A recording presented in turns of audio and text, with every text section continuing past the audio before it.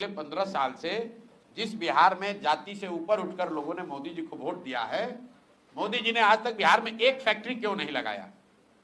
बिहार देश में कौन सा ऐसा उद्योगपति है जिसको मोदी जी अगर कह दें कि भाई तुमको छपरा में चीनी मिल लगाना है गोपालगंज में, और वो न लगाए? ऐसा किसका हिम्मत है?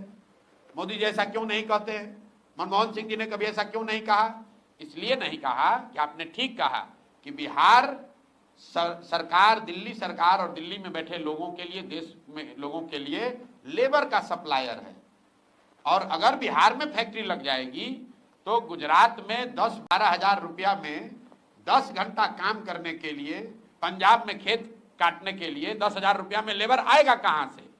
इसीलिए यहां पर सरकार, दिल्ली में कोई भी रहे, वो बिहार में फैक्ट्री नहीं लगाते हैं, क्योंकि अगर यहां से मजदूरों का सप्लाई रुक गया तो कितने देश के हिस्सों में फैक्ट्रियों का जो लेबर कॉस्ट है वो बढ़ जाएगा। फैक्ट्री बंद नहीं होगी।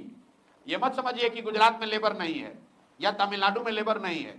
अरे भाई, तमिलनाडु में भी तो लेबर है, लेकिन तमिलनाडु की फैक्ट्रियों में, कोयम्बटूर में जो तमिल लेबर है वो 25 हजार रुपया लेता है, और बिहार का गरीब बच्चा जाता है वो 12 हजार 14 हजार में काम करता है। इसीलिए तो आप देख रहे हैं कि तिरुपुर में, कोयम्बटूर में, सूरत में लाखों बच्चे बिहार के काम कर रहे हैं। क्यों कर रहे हैं? क्योंकि इतने कम पैसे पर काम करने वाला दूसरा कोई नहीं है। और ये लेबर के लिए नहीं है। मान लीजिए कि गेहूं पंजाब में होता है तो सरकार क्या चाहेगी कि गेहूं का उत्पादन पंजाब में बंद हो जाए? नहीं चाहेगी, क्योंकि उससे देश में संकट हो जाएगा, गेहूं कम हो जाएगा। एक दौर था जब पूरे देश में गेहूं अगर चाहिए तो आपको पंजाब से गेहूं लेना है।